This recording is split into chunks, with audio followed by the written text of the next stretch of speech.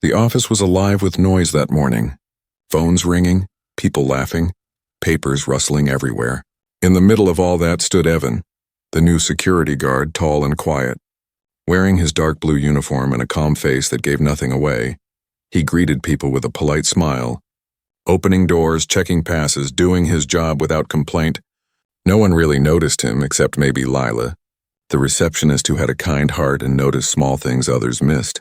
That day, something strange happened during the lunch break. A few workers were standing around the lobby chatting when one of them said, "Hey, did you know the new guard can play the piano?" The words made everyone turn their heads. A few laughed like it was a joke. "The security guard? Play the piano? That's rich." Someone said Mr. Harlan, the boss, heard them as he walked by with his coffee. He stopped smiling in his usual proud, sharp way. He was the kind of man who liked being the loudest voice in the room. "What's this I hear?" he asked. "Our guard here thinks he's a musician now?" The others laughed louder. The office had always followed the boss's tone, and if he mocked, they mocked too. Evan didn't say a word. He just stood there, his hands folded behind his back, his eyes calm but distant. He didn't look angry, just tired like he'd heard worse before. Then Mr. Harlan raised his voice so everyone could hear. "If he plays the piano, I'll fire him," he said and laughed, spilling a bit of coffee as the workers around him laughed too. It was one of those laughs that filled the room. Sharp and cruel, Evan gave a small nod. "Yes, sir," he said quietly. His voice was steady, but there was something deep inside it, a kind of sadness that only a few people could catch. Lila, standing behind the reception desk, felt her stomach twist. She didn't laugh, she just watched him, wondering who he really was. After the moment passed, everyone went back to work. The noise returned, but something felt different. The air carried a strange energy, that uncomfortable mix of shame and amusement that happens when someone is laughed at but can't respond. Lila kept glancing at Evan throughout the afternoon. He continued his duties, checking visitor IDs, answering questions, helping people carry boxes, always polite, always silent, but now she noticed small things, how his hands moved carefully, like someone who had spent years mastering control, how his eyes softened when he passed by the old grand piano in the lobby, a piano that no one had touched in months. It was mostly there for decoration, shiny but useless. At one point, when the lobby was quiet, Lila saw Evan pause near the piano. His hand almost reached out to touch the keys, but he stopped himself and turned away quickly. That single movement told her more than words ever could. During the coffee break, some of the staff were still joking about it. "Imagine him sitting at that piano playing Beethoven." One said he probably only knows how to play the doorbell. Another added. The laughter rose again, but it sounded emptier this time. Even they seemed to feel a little guilty. Lila didn't say anything. She was new to the job and didn't want to get in trouble. But deep inside, she felt something stir, a strange curiosity and respect for the man who stood silent while everyone mocked him. She wondered what kind of story he carried behind those quiet eyes. What had life done to make a man with hands like that work as a guard instead of a pianist? When the day ended and most of the office lights went out, Evan was still at his post. Lila stayed a little longer, pretending to finish her reports from her desk. She saw him checking the doors one last time. Then, as the sound of footsteps faded, she heard something unexpected. A faint note, soft but clear. It came from the lobby. She held her breath. Another note followed, and then another. Slow, careful, like someone testing a memory. It was the piano. Her heart jumped. She stood up quietly and walked toward the sound. The closer she got, the stronger it became. The notes formed a melody, gentle, sad, and full of feeling. She stopped at the corner, watching. Evan was sitting at the piano, his back straight, his hands moving over the keys with grace and sorrow. His uniform looked strange under the soft light. The same man who had been mocked hours ago was now transformed. Every note told a story. Of love, of loss, of dreams forgotten but not dead. Lila felt tears in her eyes. She realized then that the boss's laughter had no power here. In this moment, Evan was not a guard, not a joke, but something far greater. An artist, a man speaking through music instead of words. The melody floated through the empty building like a confession. It was beautiful and heartbreaking at the same time. Lila didn't dare move, afraid to break the magic. She just stood there listening, feeling the weight of what the others would never understand. When the last note faded, Evan sat still for a moment, staring at the keys. Then he closed the piano lid gently, stood up and walked back to his post as if nothing had happened. Lila quietly returned to her desk, her heart pounding. She knew she had just witnessed something rare, something that didn't belong to the world of offices, rules and laughter. And as she packed her bag, one thought stayed in her mind. If only they could hear him play. The night swallowed the last echo of the piano. But for Lila, the sound lingered. She knew this was only the beginning of a story that would change everything. The office was dark that night, only a few lights glowing softly in the hallways. The sound of rain tapped gently against the tall glass windows, echoing through the empty building like a heartbeat. Everyone had gone home hours ago, everyone except Lila. She was finishing a late report, her fingers typing slowly, her eyes heavy. Then out of nowhere, she heard it. A sound that didn't belong to the cold silence of the office. It was soft at first, like a whisper. A single note stretching through the air. Her fingers froze over the keyboard. The sound came again, clearer this time. A piano. Someone was playing the piano. Her first thought was confusion. The piano in the lobby was only for decoration. No one ever touched it. Not even during events. She listened harder. The melody was gentle, deep, filled with emotion. It wasn't random. It was beautiful, precise. Like it came from someone who had loved music his whole life. Lila's curiosity grew stronger. She stood up quietly, her heels barely making a sound on the floor. The closer she walked toward the lobby, the clearer the music became. It wasn't loud, but it filled the entire space with warmth. The notes seemed to tell a story, of something broken and healing at the same time. When she turned the corner, she stopped, her breath caught in her throat. There, sitting at the grand piano in his security uniform, was Evan. His cap was off, his eyes closed, his fingers dancing over the keys like they belonged there. His face wasn't the calm mask he wore during the day. It was alive, full of pain, love, and something Lila couldn't name. The melody grew softer, sadder. It was the kind of music that could make someone cry without knowing why. Lila felt her heart twist. She didn't want to interrupt him, so she stayed hidden behind the column, watching. Every note seemed to carry a memory.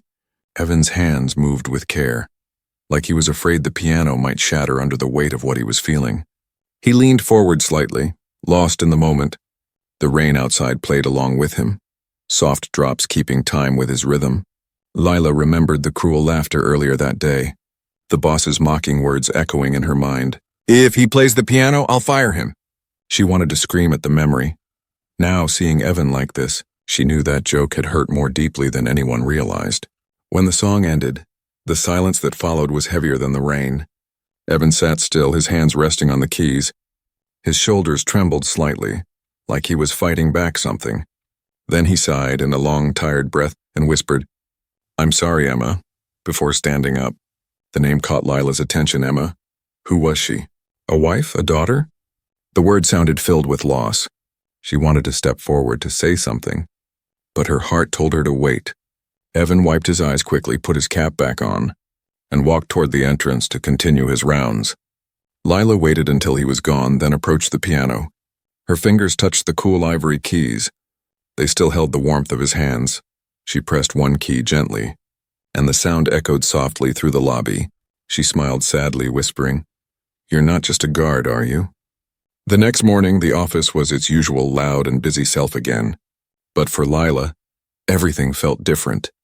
She looked at Evan as he stood near the door, greeting everyone like always, calm and polite. No one would believe that the same man had filled the building with such powerful music just hours before. During lunch, she found the courage to talk to him. She walked over with a friendly smile. "You play beautifully," she said softly. Evan looked surprised. His eyes widened for a second. Then he quickly looked away. "You shouldn't have been here that late," he replied, his tone quiet but not angry. "I was working," she said, "and I heard the music. I couldn't help it." She paused, watching him carefully. "It was the most beautiful thing I've ever heard." Evan gave a small, sad smile. "It's just an old habit," he said, "one I should have left behind." "But why would you leave something like that behind?" she asked gently. "That music came from your heart." He hesitated, then looked at the floor. "Because it cost me everything," he whispered. Lila felt her chest tighten. She wanted to ask more. But she could see the pain in his eyes, so she stayed quiet. After that day, Lila couldn't stop thinking about him. Every time she saw him standing by the door, she thought about those hands playing the piano, about the name Emma, about the sadness hidden in his smile. One evening, she decided to bring him coffee. "You look like you could use it," she said with a small laugh. Evan hesitated, then accepted it with a nod. "Thank you," he said softly. "Most people don't even notice I'm here." "I noticed," she replied, her voice barely above a whisper. Their eyes met for a brief second. Something quiet but powerful passed between them. A spark of understanding. After that, a strange friendship began to grow between them.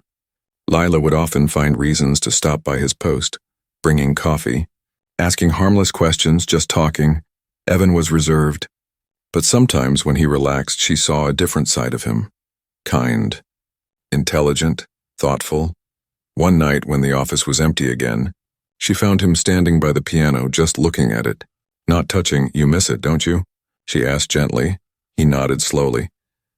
"Every day," he said, "but I made a promise not to play again." "To who?" she asked softly. He looked at her, his eyes full of sorrow. "To my daughter," he said, before she was gone. The air between them grew heavy. Lila didn't know what to say. But she knew one thing. This man's music wasn't just sound. It was his way of keeping love alive. A voice for the pain he couldn't speak. That night, as she walked out of the building, the rain began again. Lila looked back through the glass doors. She saw Evan standing beside the piano, his reflection lost in the dim light, and she whispered to herself, "One day, he'll play again, not for the boss, not for the crowd, but for himself." And deep down, she knew that moment was coming soon, the kind of moment that could change everything. The next few days passed quietly. The office returned to its normal rhythm, phones ringing, printers humming, and people rushing from one desk to another. But for Lila, everything felt different now. She couldn't look at Evan the same way anymore. Every time she saw him standing by the door in his navy uniform, she remembered the way his fingers had moved across the piano keys, the sound of pain hidden inside that melody. She wanted to know more. Who Emma was, why he had promised never to play again, and what kind of story could turn a gifted pianist into a security guard. But she didn't want to push too hard. She knew that people with eyes like Evan's didn't open up easily. They carried stories that hurt to tell.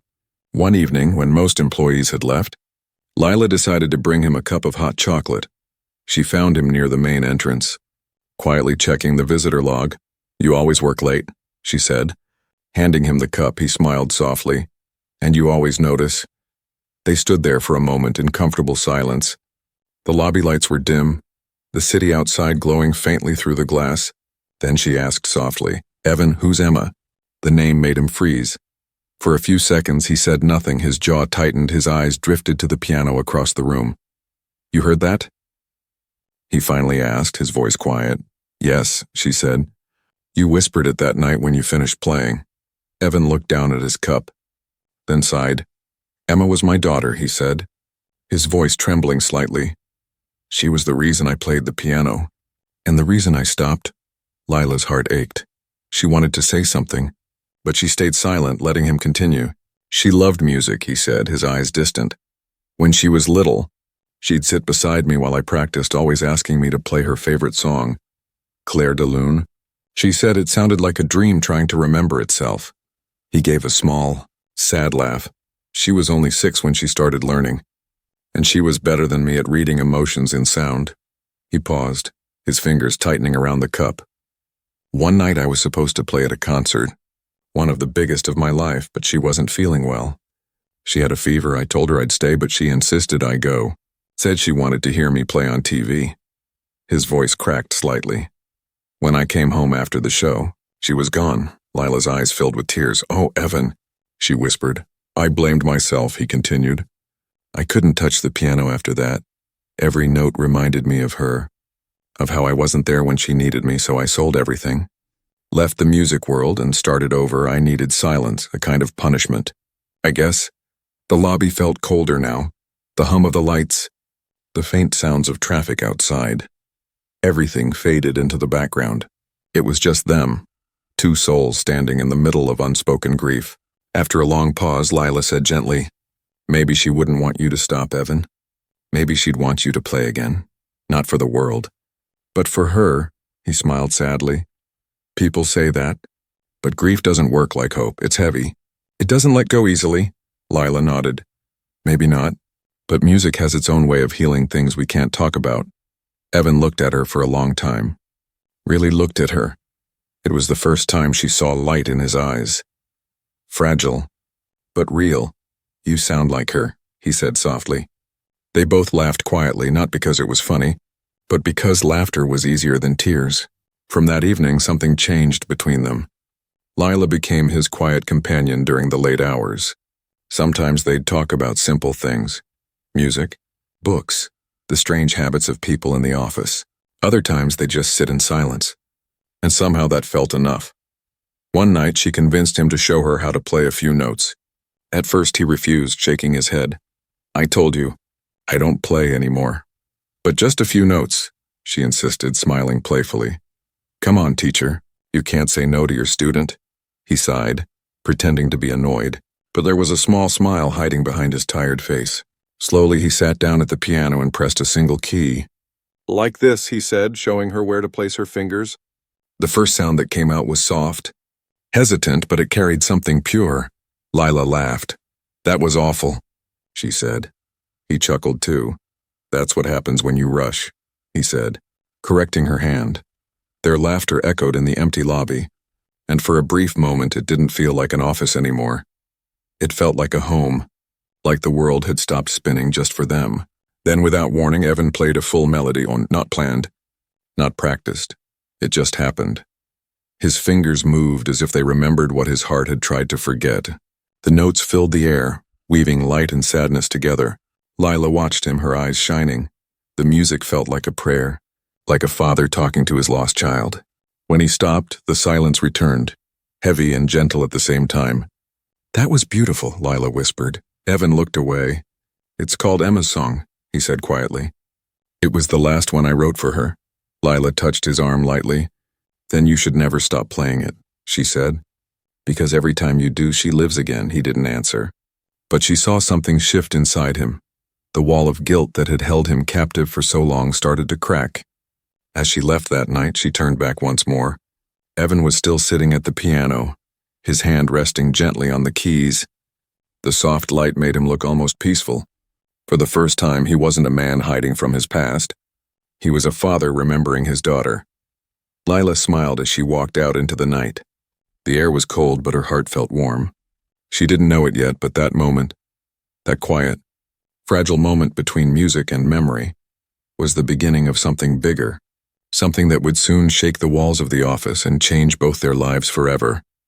The morning sunlight poured through the tall glass windows, painting golden lines across the marble floor of the lobby. The week had just begun, and the building buzzed with energy again, phones ringing, laughter echoing, and people moving in a rush from one meeting to another. For Evan, it was just another day and another shift. Another 12 hours of quiet observation. He had learned to fade into the background. To be invisible, that was the safest way to exist. Unseen and unbothered, but fate had other plans that day.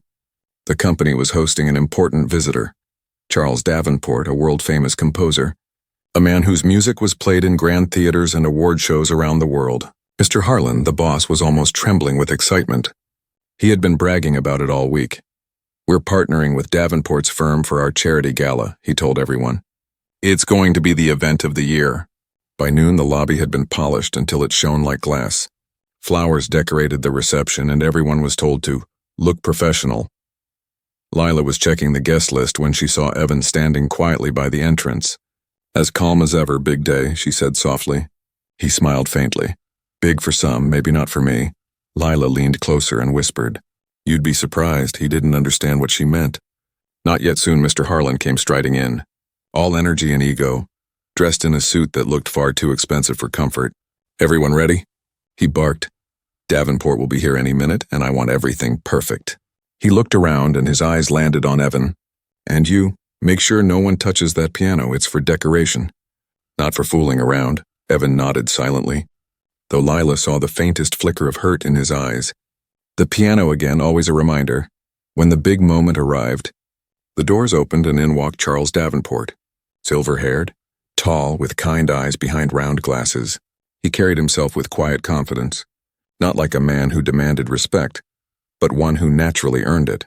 Mr. Harlan practically ran to greet him. Shaking his hand too many times as they spoke, Davenport's gaze wandered around the lobby until it landed on the grand piano.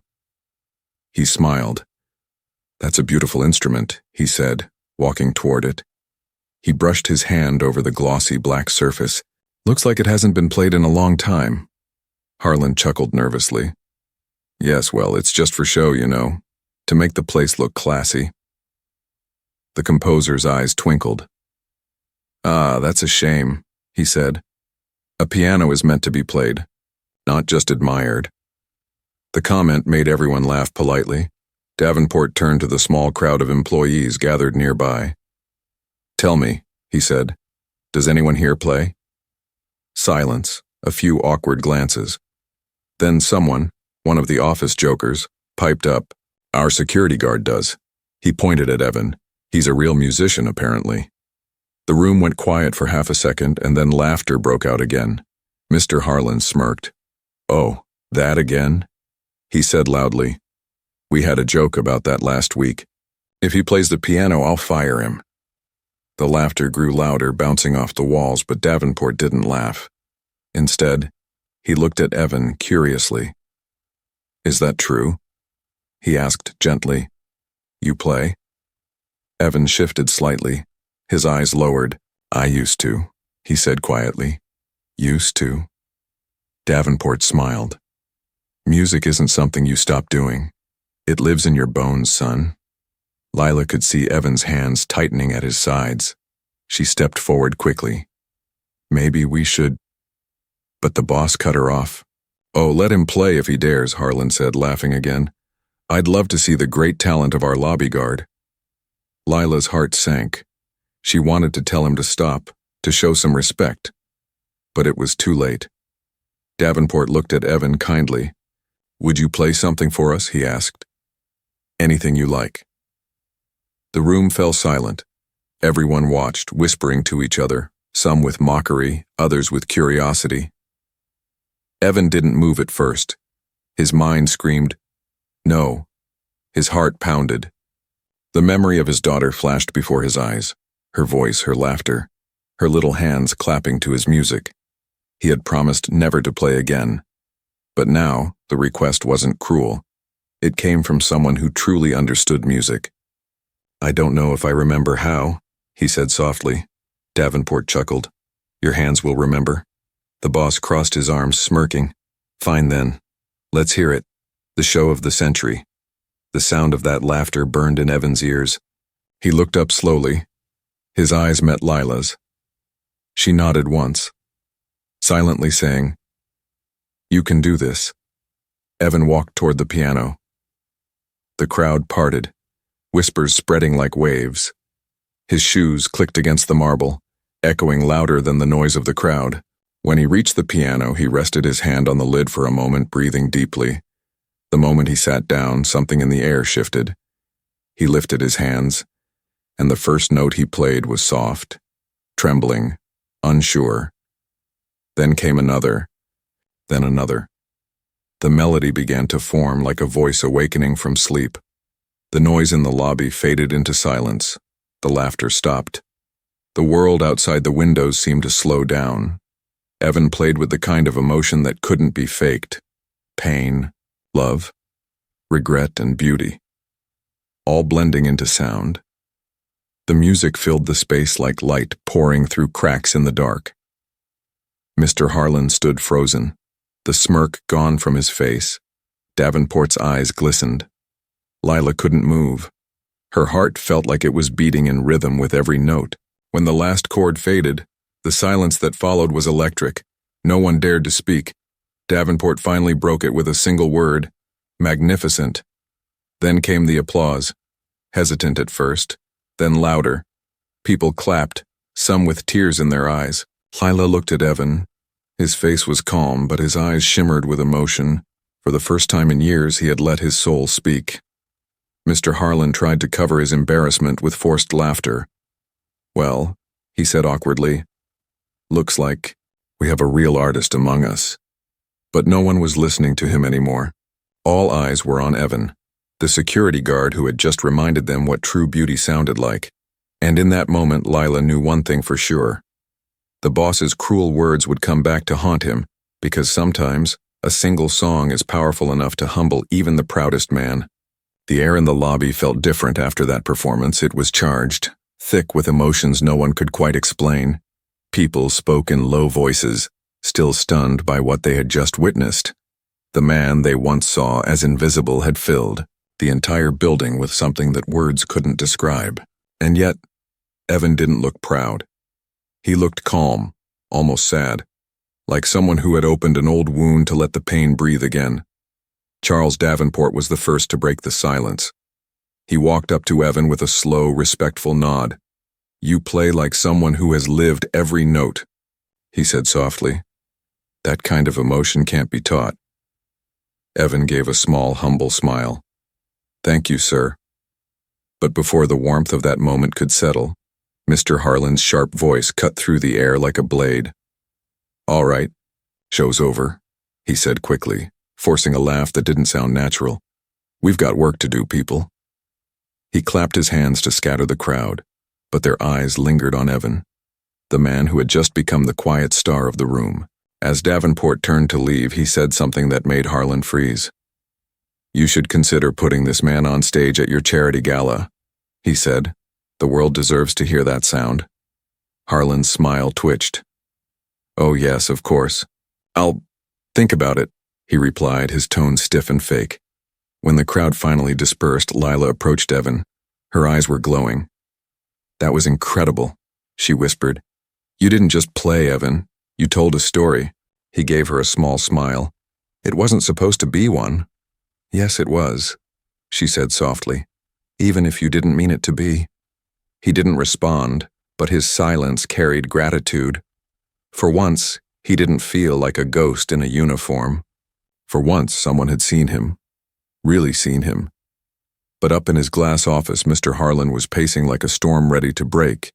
He couldn't stand the feeling that someone had stolen his spotlight, that his employees were whispering about the guard instead of the boss. His pride burned hotter than any fire. "Unbelievable," he muttered to himself. "A guard stealing attention in my company." Later that evening, when most of the workers had gone home, he called Evan to his office. The room smelled of expensive cologne and anger. "Sit down," Harlan said coldly. Evan obeyed quietly.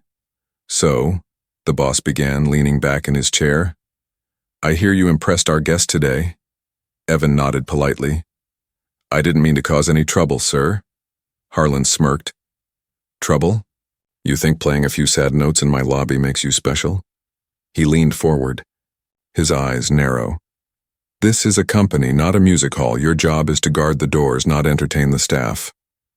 Evan stayed calm. "I understand, sir." "No, I don't think you do." Harlan snapped. "That little show may have amused them, but you embarrassed me." Evan looked at him unflinching. "I didn't mean to, sir." Harlan's lips twisted.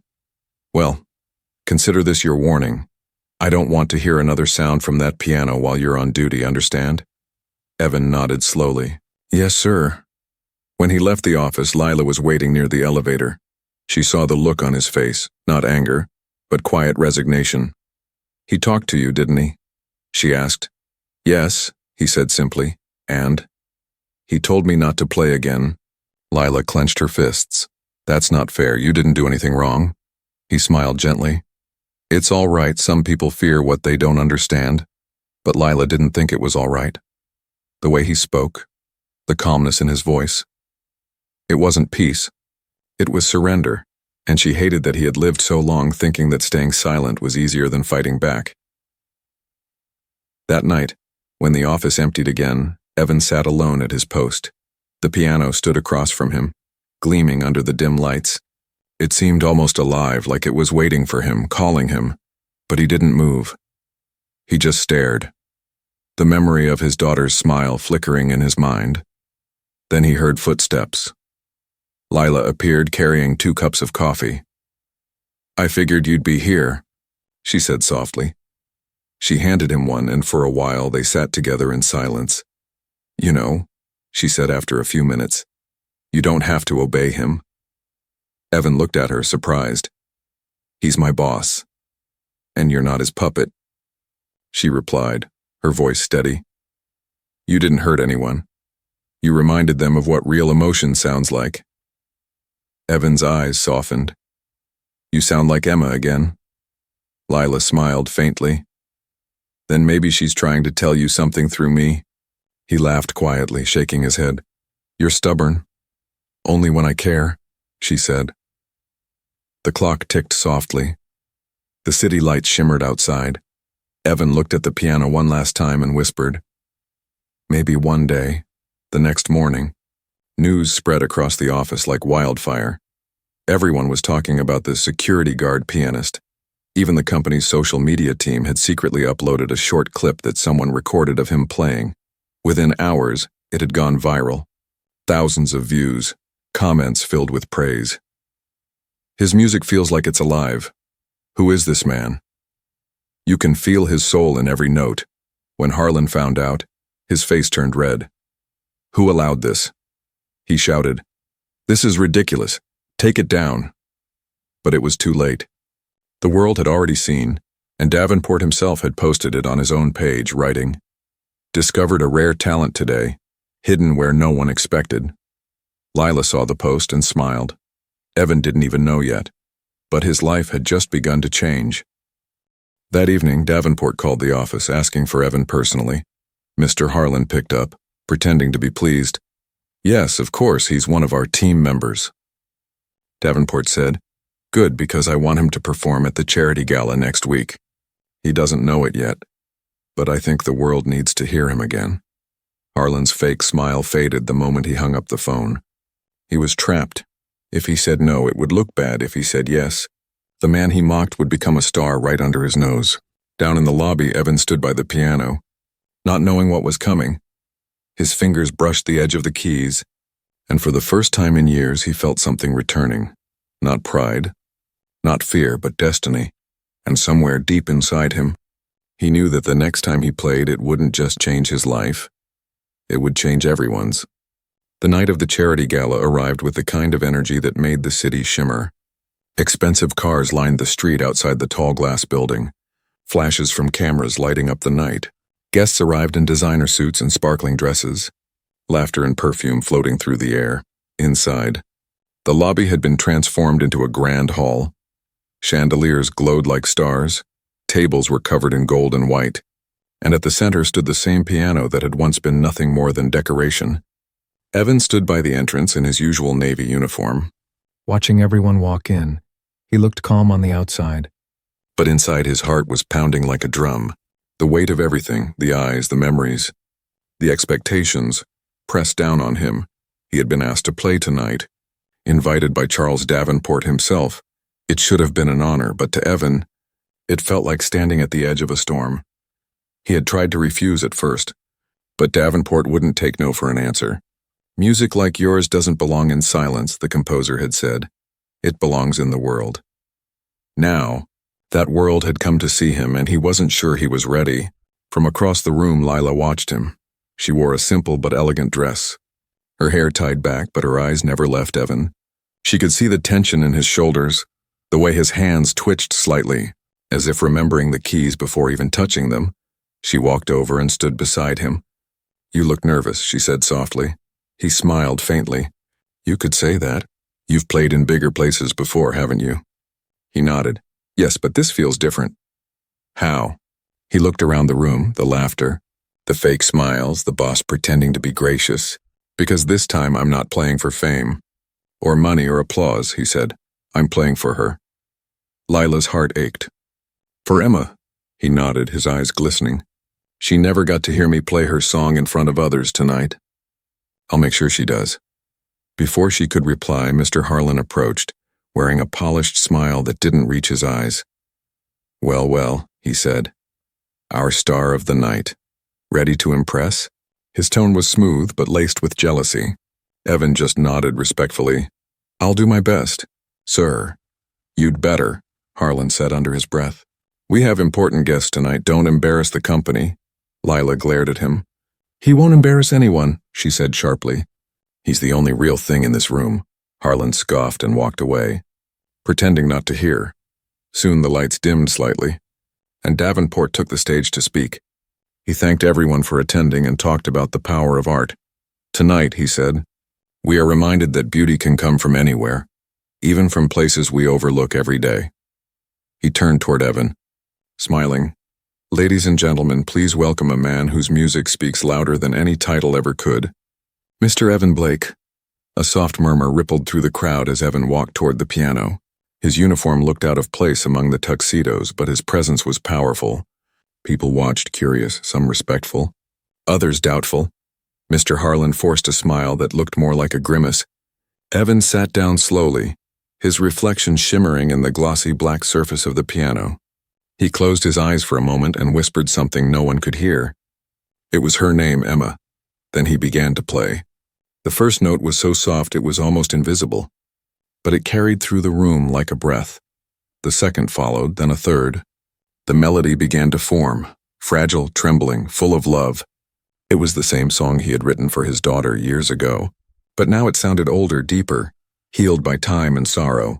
The crowd fell silent. The music grew stronger. Each note painted pictures in their minds.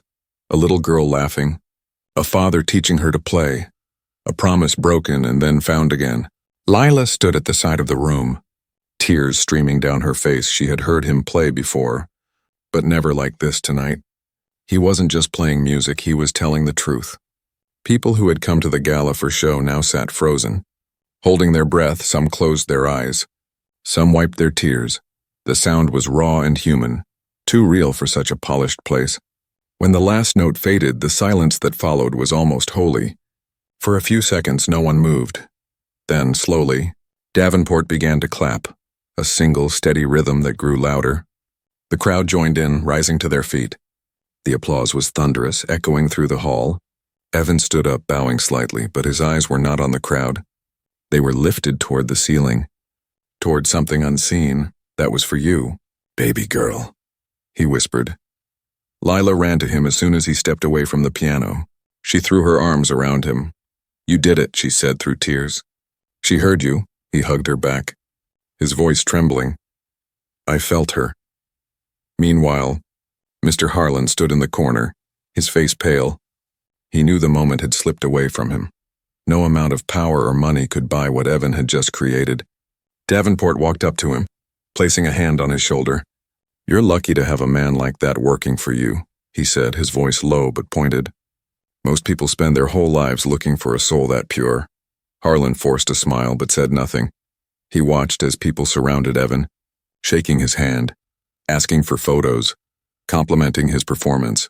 The same man he had mocked now stood in the center of admiration. When the event finally ended, the lights dimmed and the guests left one by one. The building grew quiet again. Evan stayed behind, sitting alone by the piano. Lila approached softly. You're not going home? She asked. He shook his head. Not yet. He pressed a few keys, letting the sound echo softly. Do you hear that? He asked. It's peace. I haven't heard it in years. Lila smiled gently. You've earned it. He looked at her, his eyes warm. Maybe, he said, but I think peace is something we give, not earn. Outside, the city lights shimmered like stars reflected in water, and inside, the last note of Emma's song hung in the air, a promise kept, a soul healed, a father finally forgiven, and in that quiet moment, the man once mocked for his music had become the heartbeat of the building, the sound of redemption itself. The following morning, sunlight streamed through the office windows, warm and golden, as if even the sky wanted to applaud what had happened the night before. But for Evan, everything felt strangely quiet. His hand still tingled with the memory of the piano keys, his heart heavy but peaceful.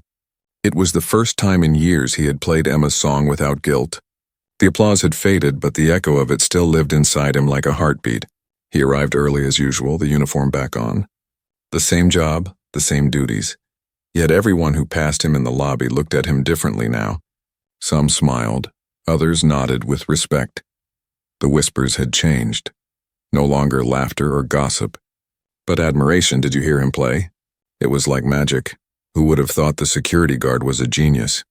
Evan greeted them all politely, though inside, he felt both grateful and uneasy. Fame was never what he wanted. All he had ever wished for was peace and perhaps forgiveness. Lila came down the stairs with 2 cups of coffee in her hands, her smile bright. For the hero of last night, she teased, handing him one. He chuckled softly. You'll make me believe that?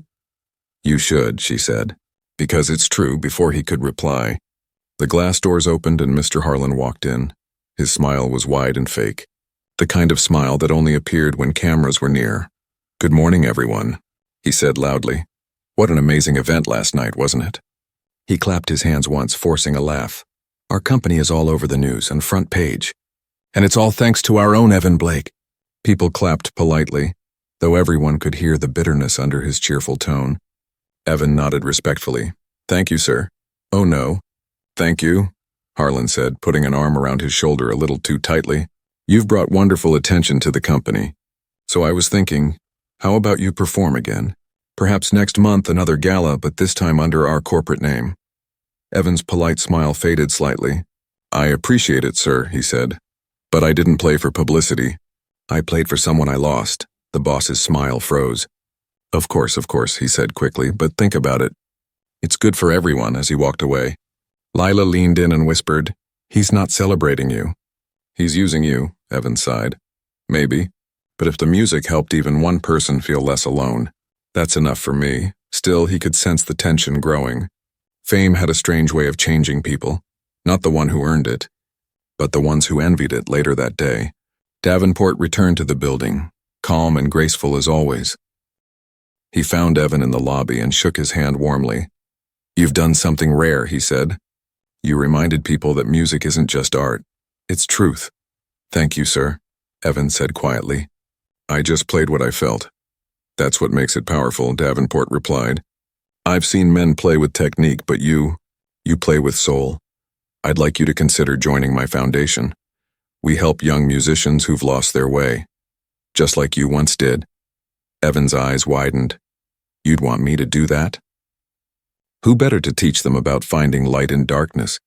Davenport smiled. Think about it, you don't have to answer now.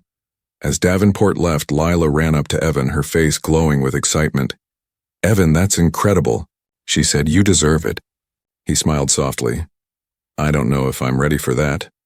You're ready, she said. You just don't believe it yet. But their moment was cut short when Harlan called from across the room. Evan, my office now, Lila frowned. Be careful, she whispered. Evan nodded and followed the boss upstairs. Inside the office, the air was thick with tension. Harlan stood by the window, arms crossed. So, Davenport offered you a job, didn't he? Evan blinked, surprised. He mentioned it, yes. Harlan turned, his voice tight. Do you have any idea how much exposure you got because of my event? And now you want to leave? Evan remained calm. It's not about exposure, sir. It's about doing something meaningful. Harlan slammed his fist on the desk. Meaningful? Don't give me that poetic nonsense. You're a guard, Evan, not a star. You were lucky to have that one moment. Don't let it get to your head, Evan looked at him. His voice steady but strong. You're right, sir, I am a guard. But that doesn't make me invisible, and what I played last night wasn't luck. It was love. Harlan's face turned red. Watch your tone. Evan stood, his voice quiet but powerful. You once said if I played the piano, you'd fire me. Maybe it's time you do. The boss froze, speechless. Evan gave a small nod. Thank you for giving me a place to stand. But it's time I walk my own path. He turned and walked out, leaving behind the man who once mocked him, leaving behind the laughter, the noise, the pride of others. He didn't slam the door. He didn't raise his voice. He just left, peacefully, like a man who had found his freedom. When he reached the lobby, Lila was waiting. Evan? She asked, her voice trembling. He smiled gently. I think I just quit. Her eyes widened. You really did it? He nodded. For years, I was standing guard over doors that didn't lead anywhere. It's time to open one for myself. She laughed softly, tears glistening in her eyes. Where will you go? He looked toward the piano. Wherever the music leads. That night, the building felt emptier without him. The staff talked about him in whispers. some calling him brave, others calling him foolish. But Lila knew the truth. He hadn't just walked away from a job. He had walked toward a new life a week later. A letter arrived at Davenport's foundation, written in Evan's careful handwriting. It said only one line: "I'm ready to teach them how to play their hearts, not just their hands." And from that day on, the man once mocked for touching a piano became the mentor whose music changed countless lives. Far away under the same stars his daughter once loved, Evan would sit by an old piano each night, playing softly to the wind, whispering, "This is for you, Emma." And every note that rose into the night sky sounded like forgiveness, like peace, like a promise finally kept. The concert hall was packed that evening. A soft glow from the chandeliers spilled across rows of eager faces. The air was heavy with quiet anticipation, that kind of silence that exists right before something extraordinary happens. Outside, the rain had started to fall, tapping gently against the tall windows. It was almost poetic, like the sky itself wanted to listen. At the center of the grand stage stood a single piano, polished and waiting. Beside it, a small bouquet of white lilies, Emma's favorite flowers. The evening's charity concert was about to begin, organized by Charles Davenport's foundation. The posters outside read, "An Evening of Hope," featuring Evan Blake. Evan stood backstage, adjusting his sleeves, his reflection trembling slightly in the mirror. He looked different now, and still humble, still quiet, but with something new in his eyes. Something steady and sure. Gone was the guilt that once weighed on his heart. It had been replaced with purpose behind him. Young students, kids from broken homes and orphanages, whispered in excitement. Clutching their small instruments, they were his students now. The children Davenport had asked him to guide. "You nervous, Mr. Blake?" one of them asked, a shy girl with freckles and a violin too big for her hands. Evan smiled gently, kneeling down to her level.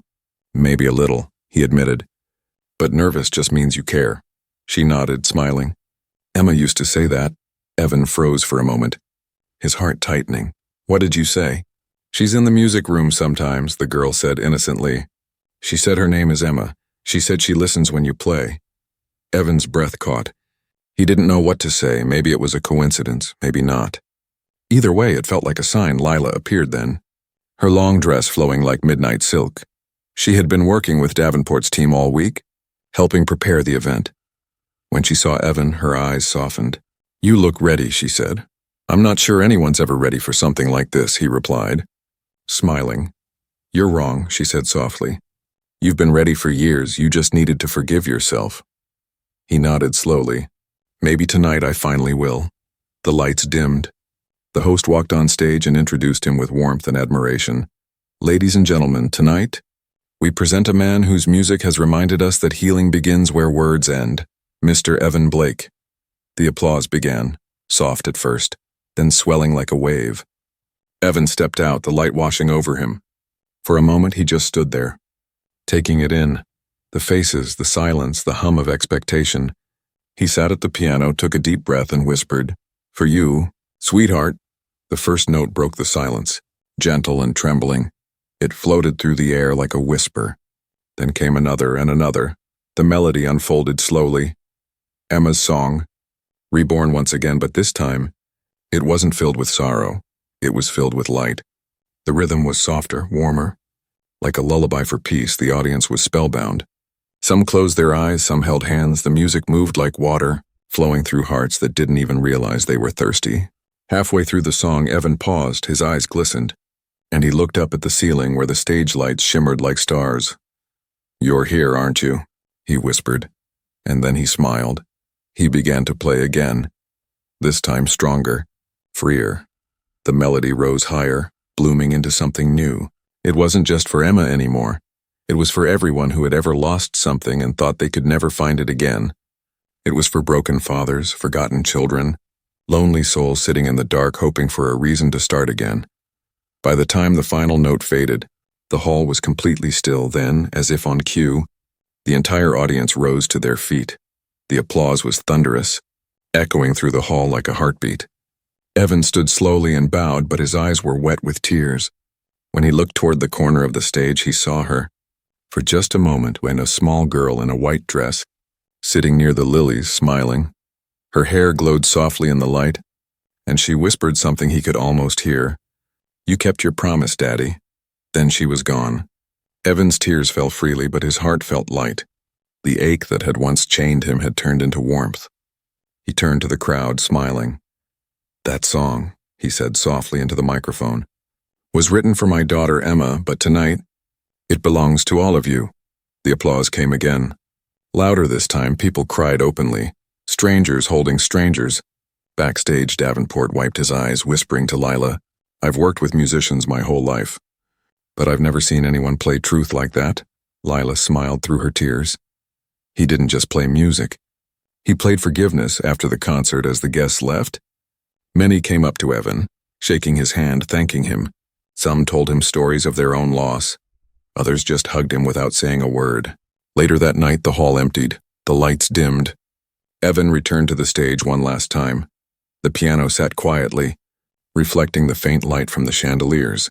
Lila followed him, her footsteps soft. "Can't sleep?" she asked. He smiled. "Not after tonight." She walked closer. "You changed lives tonight, Evan." He looked down at the piano, his fingers brushing the keys.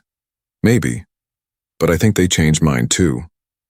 He played one last note, soft and clear, letting it fade into the silence. Then he stood looking at Lila. "Thank you," he said. "For what?" "For believing in a man everyone else forgot." Lila smiled, her eyes warm. "You didn't need me to believe in you, Evan. You just needed to remember who you were." He looked toward the window where the rain had stopped and the sky had cleared. The moon shone bright, bathing the piano in silver light. "You know," he said quietly, "for years, I thought music was my curse, but now I see it was Emma's gift, her way of keeping me alive." Lila reached out and squeezed his hand. "Then never stop playing," she whispered. He nodded. "Never again." And as they stood there, side by side on the empty stage, the faint echo of Emma's song seemed to play again. Not from the piano, but from somewhere deeper, from the heart outside.